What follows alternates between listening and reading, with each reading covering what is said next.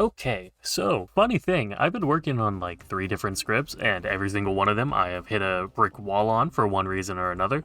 So just like any other YouTuber in my position, I'm pressing the panic button, and that means a tier list. However, unfortunately, things are going to be a little bit different here because there's very rarely a normal Unladen Crow video, and this is no different because unfortunately, the tier lists do get a bit quirky here at night, and instead of a normal tier list that you're used to, we're actually going to be looking at this monstrosity on your screen right now. I know some of y'all are immediately thinking, that looks like something, that looks like something. No, it don't. It don't look nothing like nothing. This is a completely original idea. There has never been anything else that has ever been put on something like this, and it will not be mentioned if there were to happen to be something like that. Alright, cool. Okay, so let's explain how this thing works before I jump into the tier listing. The higher up it goes, the harder it is to use, the harder it is to get value, or the more skill expressive the add-on is. The lower it is, the easier it is to get value out of the add-on, or it's less skill expressive. If it's to the left, it's more weak. If it's to the right, it's more on the strong side. Obviously, the further to the ends it is, the extreme, and if something happens to go off the chart, which there might be one add-on that does happen to go off the chart somewhere, that means it is absurd. Okay.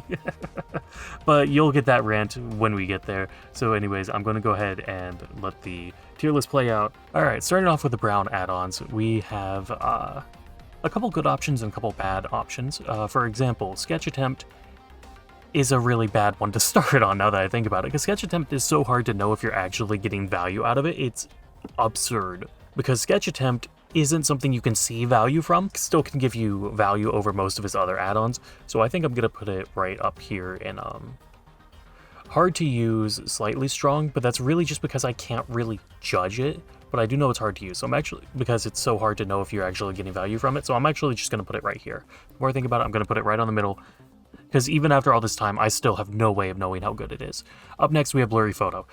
Blurry Photo is then slightly harder to use because it does require a lot of thinking on where you're using your hallucinations, and you have to know how to edge your power and do all that, but it's also not super hard to use, especially compared to some of the other add-ons, but it's also, I think it's the best add-on, because I can't think of another add-on aside from maybe one of the purples that you automatically know what it is if you're even remotely familiar with the add-ons for this killer, but I can't really think of any other add-ons aside from that one that enable a whole different use of your power, you know?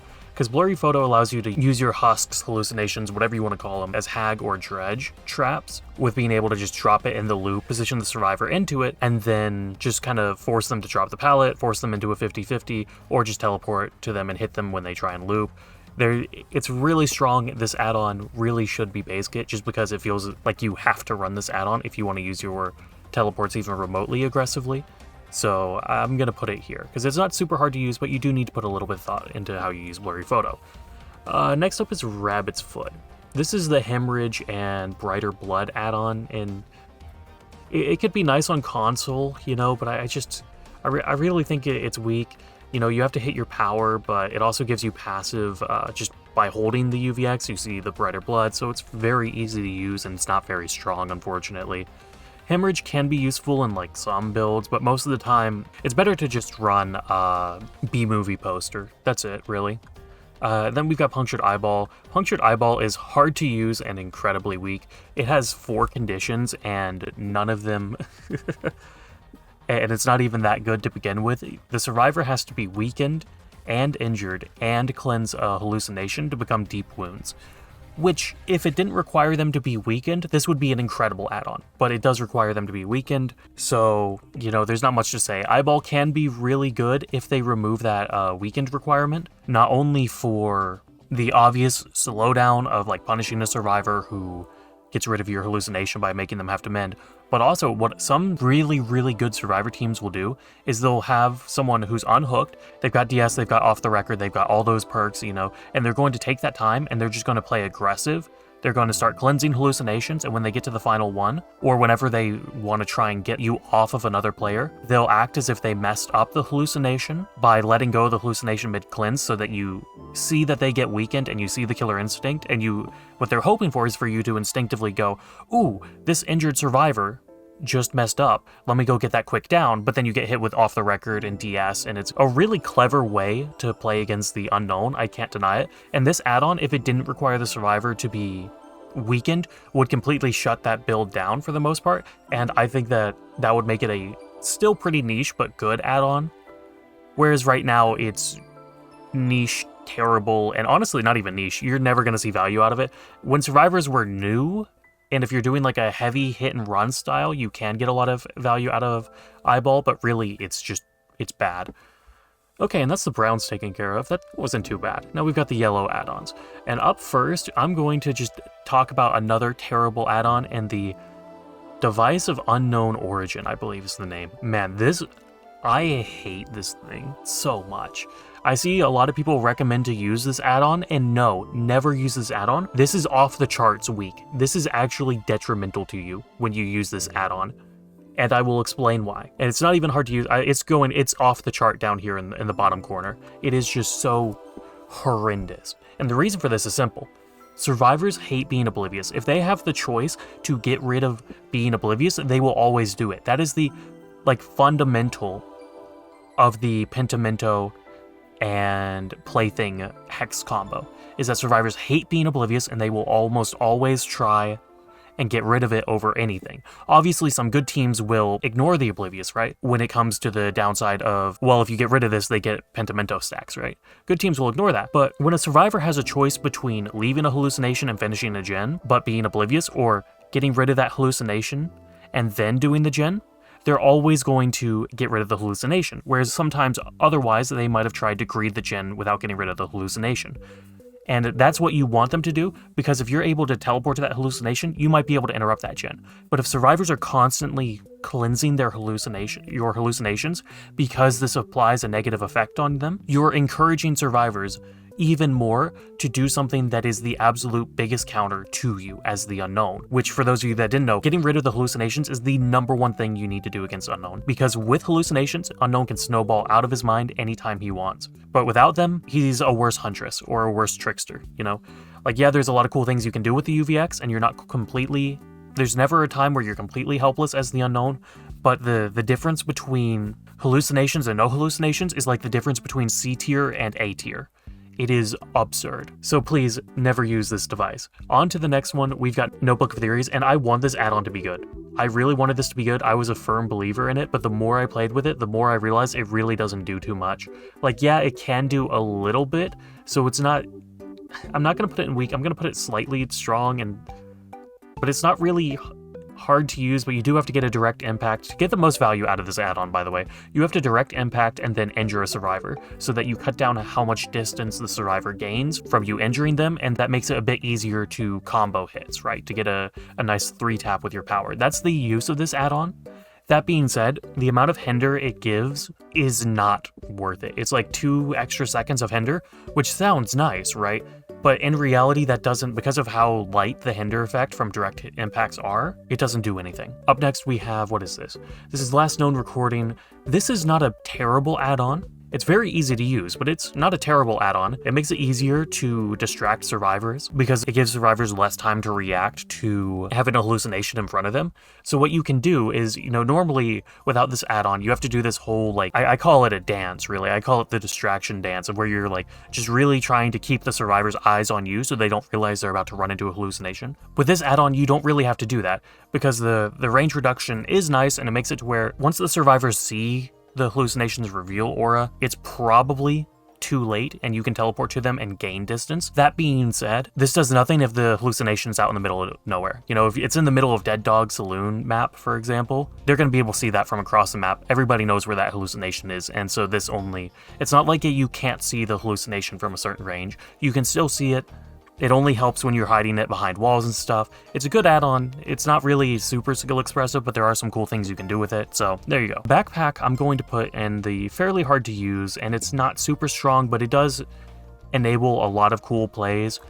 Granted, most of the time, it's not the right play to go for a backpack play with like getting a hit by using the hallucination and everything. Typically, that's not the right play, but there are some times where it can be really helpful. Plus, it gives you an in-game backpack allows you to have a hallucination on both gates very easily. As long as you have at least one other hallucination on the map, you can just move it to one of the exit gates, and it's a really good add-on, and it does require a fair bit of thinking to use, especially to accurately use the backpack tech of detonating your UVX on a hallucination to injure a survivor. You can also use it to set up some really interesting hits. I'll have to talk about that more at another time, but there are some shenanigans that can be done with this add-on. Very hard to use, but honestly, oftentimes, if you want to like really like have your brain firing on all cylinders like that, you want to be using another add-on.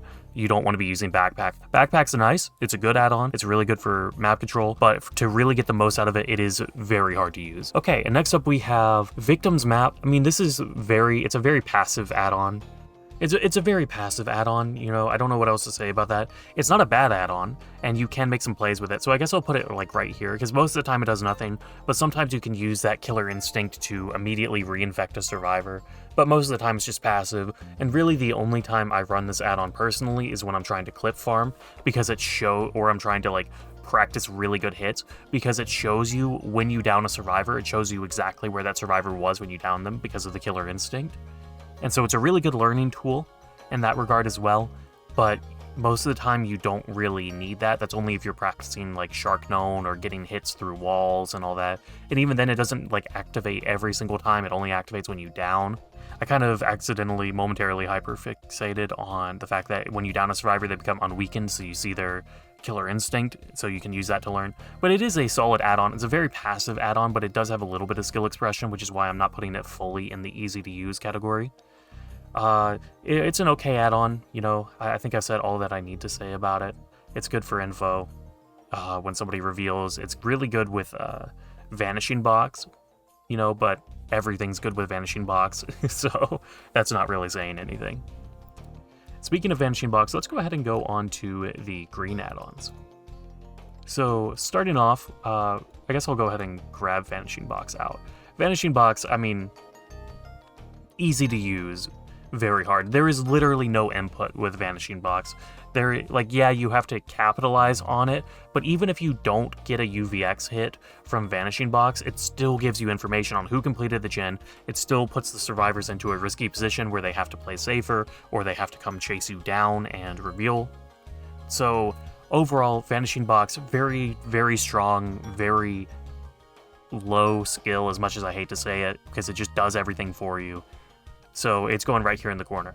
That being said, it's still a good add-on. It's still one of my favorites to run because it's really good for when you just want to turn your brain off and go for fun hits and everything. It's like a go-to.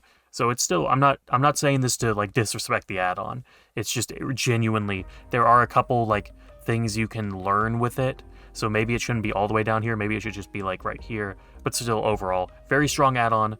Very strong add-on. But very little skill expression with the add-on. Okay, up next we have Footprint Cast. I just talked about this add-on for a lot and then realized I forgot a couple things about it, so let me redo it. I ended up placing it right there, and the reason that I ended up placing it there is because it doesn't really have much skill expression. It can be used at loops to help fuel like a very M1 teleport heavy style of play, but you pretty much require blurry photo to use it effectively. And when you're not doing that play style, the extra time, not only does it really not do much to you, it can actually hurt you a little bit by making you cycle your hallucinations a little bit faster. So I really wouldn't recommend running it, but it's not really too strong or too weak because it does have its uses, you know, but it is pretty easy to use. So I think I'm actually going to put it like right here. The more I think about it, I think that's a fair fit for it. Sometimes it'll hurt you, sometimes it can help you. It really depends on your play style and your build, but either way, it's a very easy to use add-on. Really, all you need to think about is, okay, I just need to make sure that either I'll be able to edge again, my power will come back and I can edge to get it in the right position, or once I weaken the survivor, I'm going to have to position myself very quickly to have the hallucination where I want. But that's something you got to do with the power anyway, so it's not really exclusive to this. So I don't want to call that like a footprint specific skill. So we're gonna leave it. Up next, we've got Hypno's Watch. Hypno's Watch is kind of It's not as good as it used to be now that background player isn't everywhere, but back when background player was 4 times a match, you'd run into it. This was an easy, like, top 3 add-on. Nowadays, it's an okay add-on. I think it's good.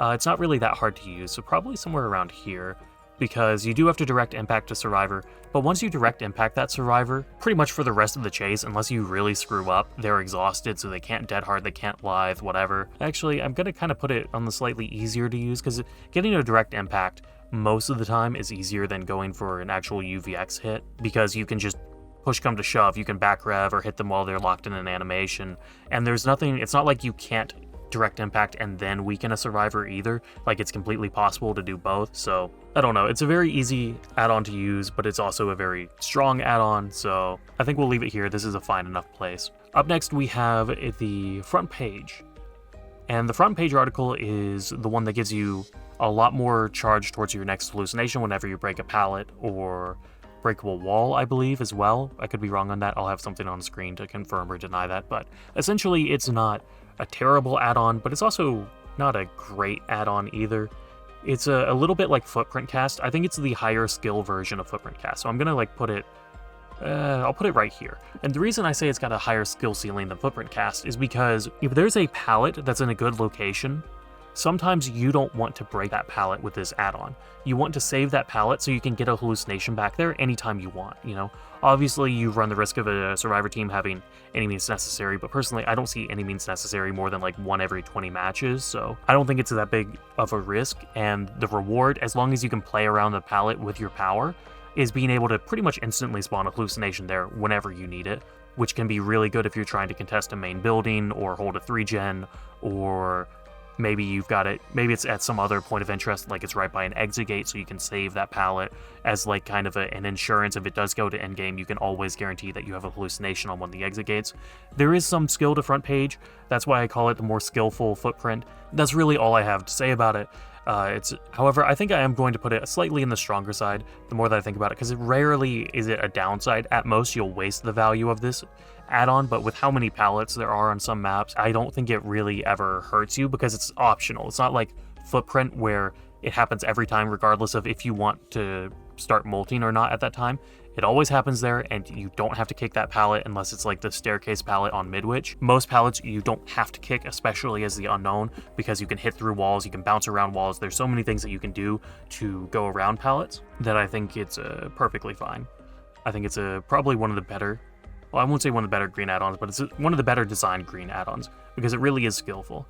In the B-movie poster, it's not very hard to use, and it's pretty strong. It's not like the greatest thing ever. I'm trying to decide if I want to put it skillful or no skillful. I'm not going to put it really, I'm going to put it like right here, because you're going to get hits with your UVX anyways, you're going to injure things with UVX anyways, and the broken is a nice effect. The main thing about the broken is preventing survivors from immediately healing, and the big thing here is preventing survivors from using syringes on themselves.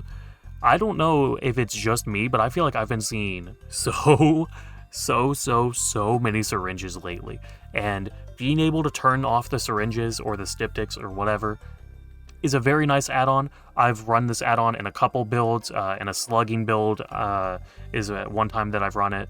Sometimes in an anti-healing build with like Thanatophobia, I'll run it. Overall, it's not a terrible add-on by any means, but you don't have to go out of your way to get any value from it. It's really just kind of like there, and it does its thing. So I'm going to put it easy to use, but you do have to be injuring survivors with the UVX, which for some people is a genuine like struggle, but I'm trying not to factor that in too much. Alright, that's the greens done. Let's go ahead and move on to the purples. This is probably going to be either the longest or the shortest section, because, oh boy, I have a lot to say about 2 of these add-ons and absolutely nothing to say about the other ones. Let's start with the Serum Vial. Serum Vial, I hate this add-on. I do. It's like, anytime a survivor gets in range of a hallucination, the vial will exhaust them, making it a slightly easier to use hypnotist watch, but at the same time, most of the time that survivor's going to be getting exhausted from this add-on, they're going to be across the map from you. And just like the Device of Unknown Origin, it incentivizes survivors to get rid of your hallucinations at any chance that they get. And you never want to do that. You want survivors to greed as much as possible, and you want to keep your hallucinations as long as possible.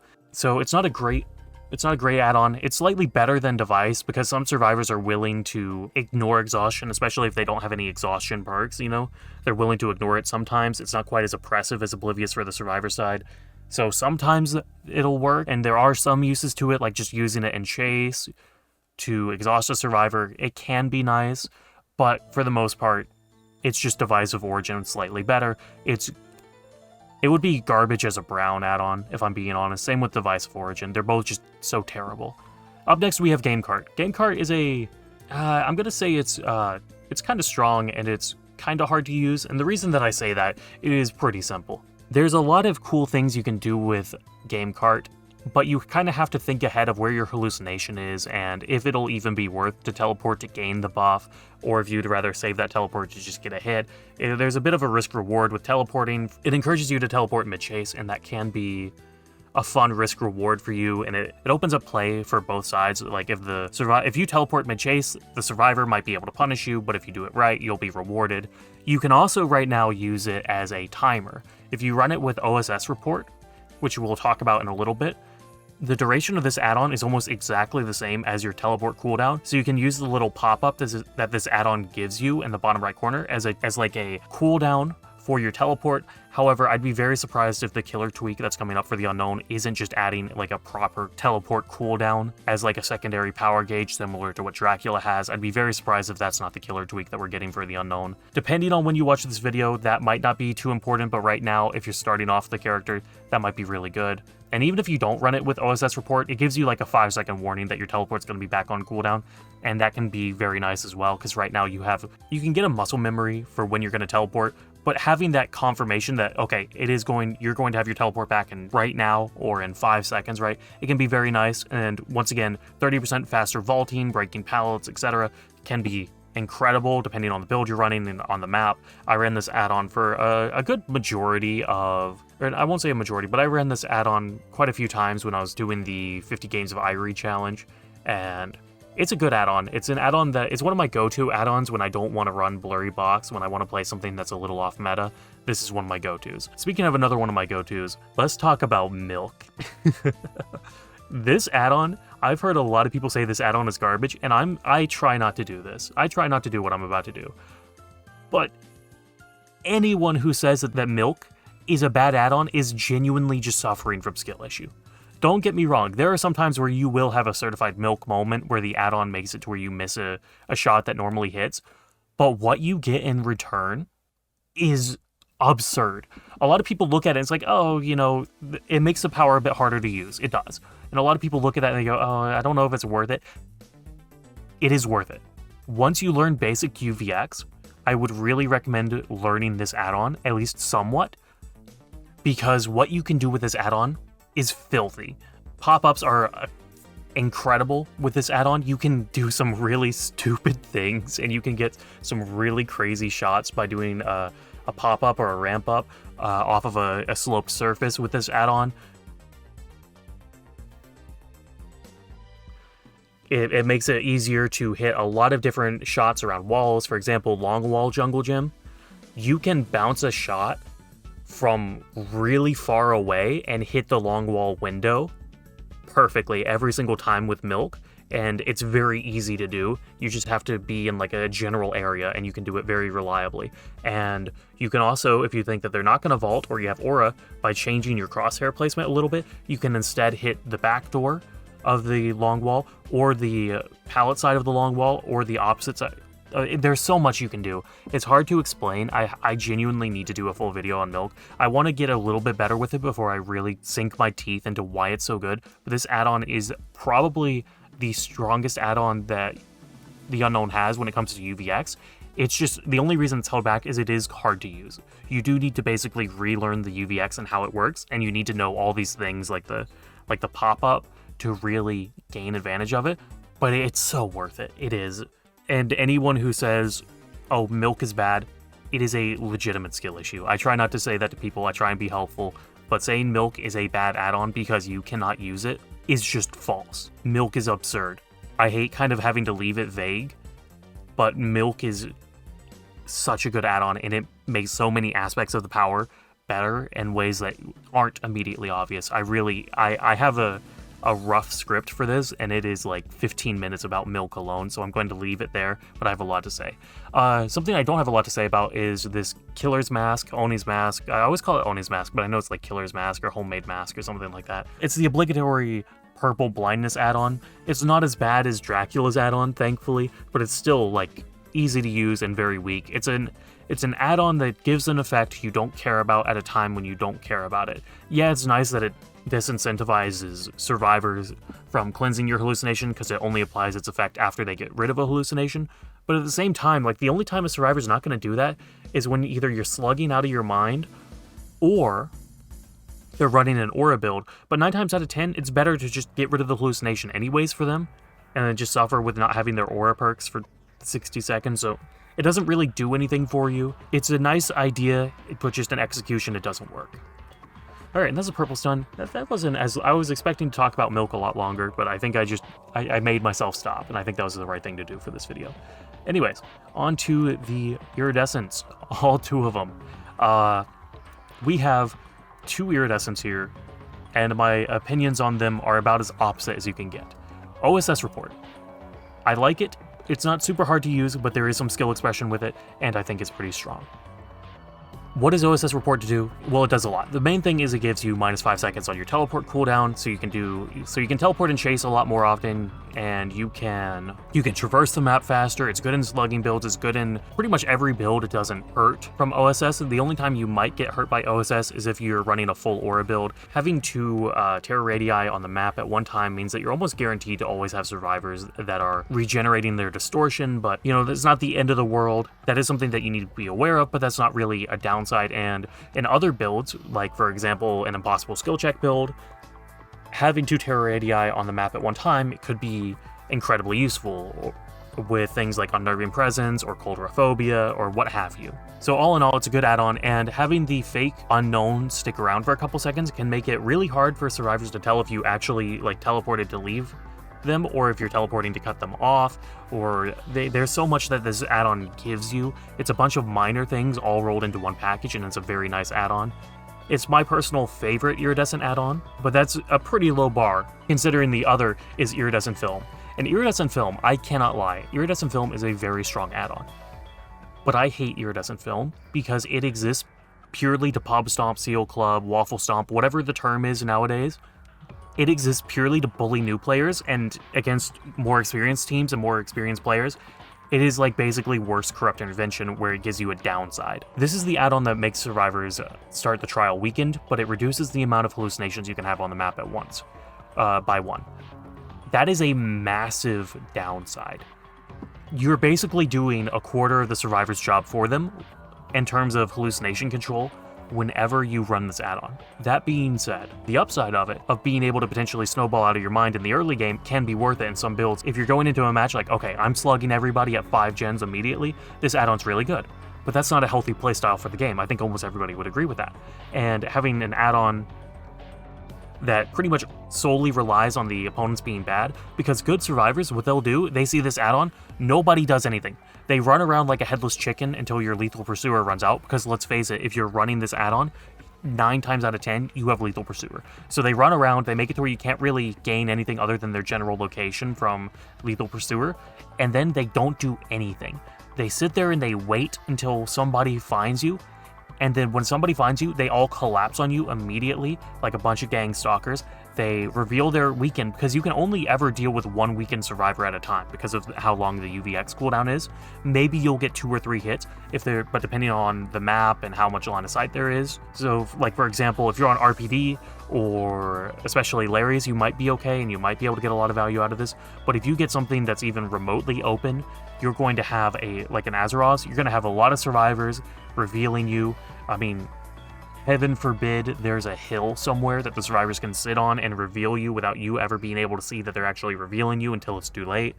Like, there's so many things that can go wrong with this add-on, and I just think it's really poorly designed. I can't deny that it's incredibly, incredibly strong, potentially, but it's also incredibly weak in case you go against, like, really good survivors. But most survivors aren't that good. They aren't that coordinated. No matter how it feels to run against, most survivors don't have that, like, almost competitive level of understanding of how to play against this add-on. And because of how volatile it is, I'm going to leave it, like, right here Honestly, I think I'm just going to put it like right here, leaning towards strong, but it can also be just nothing but a hindrance. I'm not going to put it as either hard to use or easy to use because, you know, it really does depend, once again, on the survivors. It's so hard to measure. I just think it's a really unhealthily designed add-on. It can be fun to use. I can't lie and say that it's not strong or fun to use when you're just kind of steamrolling public lobbies in like 3 minutes. That being said, I still don't think it's well designed, and it's one of the like 3 add-ons I really want to see changed. This one, Device of Origin, and Serum are all add-ons that I really want to see changed, just because of how unhealthily designed they are, in my opinion. And yeah, that wraps up the tier list for the most part. Let's go ahead and get everything back on screen for a second. And while we're doing this, let's go ahead and say hello to everyone who's just jumping here because they wanted to see my opinions on add-ons, and good luck. Let's all wish them good luck understanding this jarbled mess, because I guarantee it does not make a lot of sense if you've not just spent the last 40 minutes listening to my explanation. Oh, we're only at 36 minutes. Okay, that's not too bad. I'm sure with cuts it'll be down to 30. But yeah, overall, that's the add-on tier list. I'm pretty confident in it, but of course these rankings would change pretty much every time I do it, as all things are. I do want to point out that they're all mostly centered around this side, which is really nice, because if this was a killer like Pyramid Head or Nemesis, they'd all be centered around here. And I'd really recommend anyone who is a killer main who's watching this, I'd like to see how your killer, the spread of your killer's add-ons would look like, because I feel like most killers don't have the spread of most add-ons being at least usable. You know, even some of the worst add-ons like Footprint Cast and Sketch, they're still more than usable, you know? It's only really these bottom 3 and Puncture that are completely just unusable. So I'm really curious to see if more people do this, how this compares to other killers, but since most people, I've never seen someone do a add-on tier list like this. So anyways, with all that said, I'm going to wrap it there.